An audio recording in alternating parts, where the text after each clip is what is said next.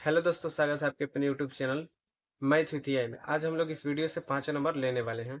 आप इस वीडियो को ध्यान से देखिएगा तो आपके बोर्ड एग्जाम में हिंदी में 5 नंबर जरूर आएंगे। जैसे कि आता है बोर्ड एग्जाम में, होता है क्या है कि छठा नंबर एक लास्ट में क्वेश्चन आता है 6 नंबर। उसमें 2 क्वेश्चन दिया रहता है और दूसरा क्वेश्चन व्याख्या का आता है। 6 नंबर का होता है कि आप दोनों में से किसी एक क्वेश्चन को बनाइए। दूसरा नंबर व्याख्या का होता है और दोनों पे 5-5 नंबर मिलता है। तो आपको व्याख्या करना सिखा देंगे जिससे आप एग्जाम में 5 नंबर जरूर लेके आएंगे। ठीक, 5 नंबर कैसे भी करके। तो व्याख्या करने के लिए सबसे पहले क्या होता है कि क्वेश्चन यहाँ पे ये होता है और इसका क्या मतलब, यानी कि हिंदी में हम इसका मतलब लिखना है कि ये जो लाइन है इसका मतलब क्या होता है। तो यहाँ से लाइन, सबसे पहले जो लाइन दिया रहता है हमें उसका क्या पाठ का नाम याद होना चाहिए। उसके बाद कवि का नाम याद होना चाहिए। ठीक, कवि और पाठ दोनों का नाम याद होना चाहिए। हो सकता है आपका इनका जन्म भी याद हो तो कोई बात नहीं है, वो और अच्छा है। ठीक है, लेकिन जन्म याद नहीं रहता है ज्यादातर, तो आप जन्म याद नहीं रखेंगे तो कोई बात नहीं है। ठीक है, तो व्याख्या करने के लिए होता क्या है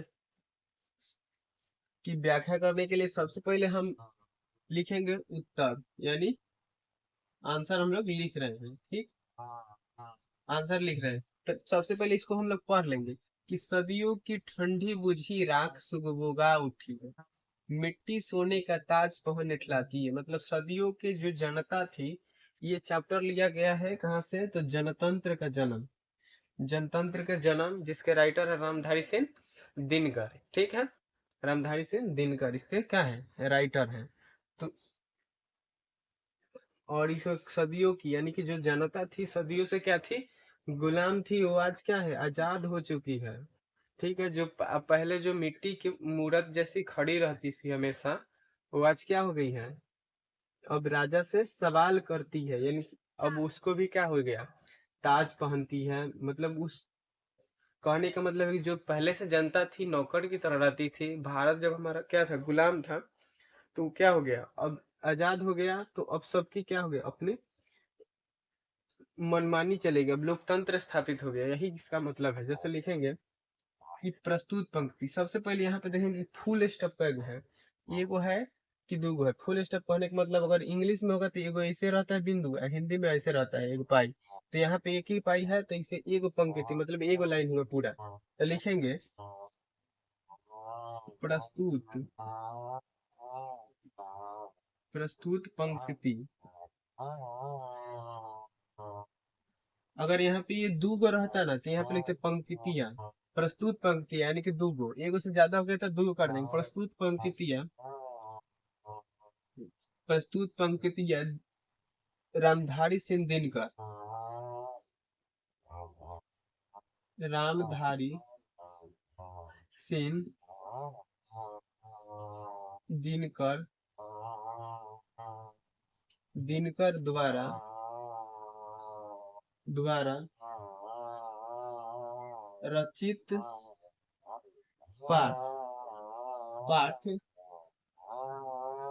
जनतंत्र का जन्म से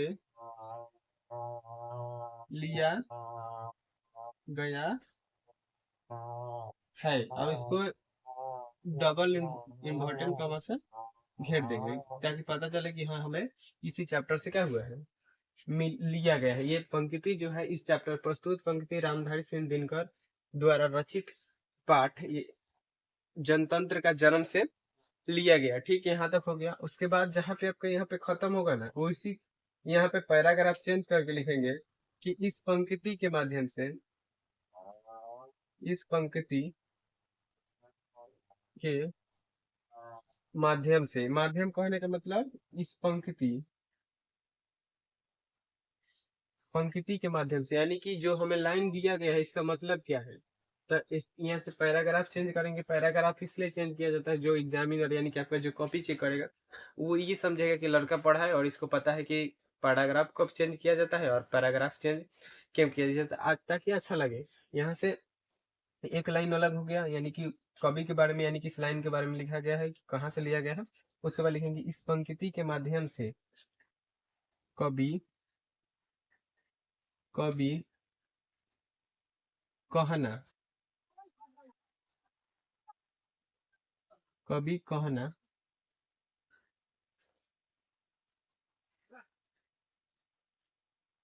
चाहते हैं, या फिर कहें इस कवि इस पंक्ति के माध्यम से कहते हैं कि, आप कुछ भी लिख सकते हैं यहाँ पे, कि कवि इस पंक्ति के माध्यम से कहते हैं कि जो जनता,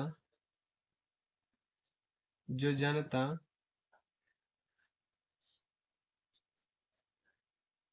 सदियों से,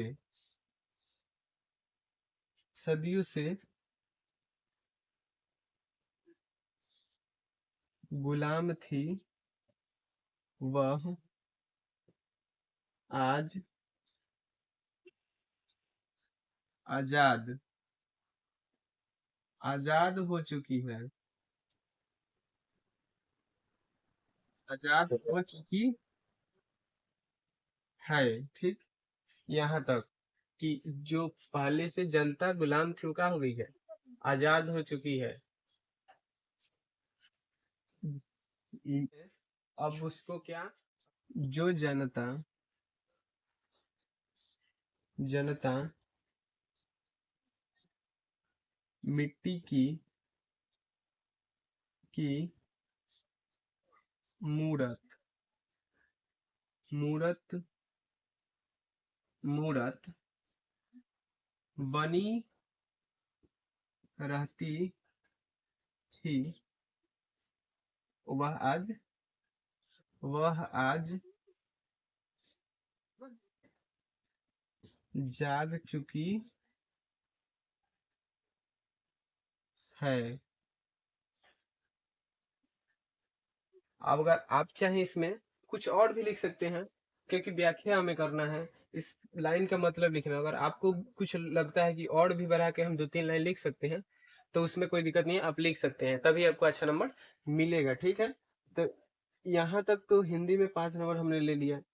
अब आगे हम व्याख्या करना है अच्छा से एकदम, जैसे प्रस्तुत पंक्ति रामधारी सिंह दिनकर द्वारा रचित पाठ जनतंत्र का जन्म। अगर कोई और क्वेश्चन आता है तो उसके चैप्टर यानी राइटर का नाम यहाँ लिखेंगे और उसके बाद उस चैप्टर का नाम लिखेंगे यहाँ पे, और उसके लाइन का मतलब क्या बनता है यहाँ पर लिखेंगे। ठीक है, और आप ये पैराग्राफ जो जरूर चेंज कर देंगे। और ध्यान रहे कि 5 नंबर का आता है, इसे छोड़ना नहीं है। ठीक है, ये आपको 10th हो या 12th हो, दोनों में आता है। भले क्वेश्चन अलग, क्योंकि किताब ही अलग है तो क्वेश्चन अलग हो बे करेगा, लेकिन इसमें भी आता है व्याख्या 5 नंबर और उसमें भी व्याख्या 5 नंबर 12th में भी। तो हो सकता है अब 12th वाले हैं तो 12th वाले भी देख सकते हैं और 10th वाले भी हैं तो देख सकते हैं, सिर्फ समझने के लिए। ये तो क्वेश्चन है 10th का, 12th वालों के लिए क्वेश्चन दूसरा होता है। तो ये यहीं तक है ये वीडियो, उसके बाद मिलते हैं अगले वीडियो में, तब तक के लिए धन्यवाद।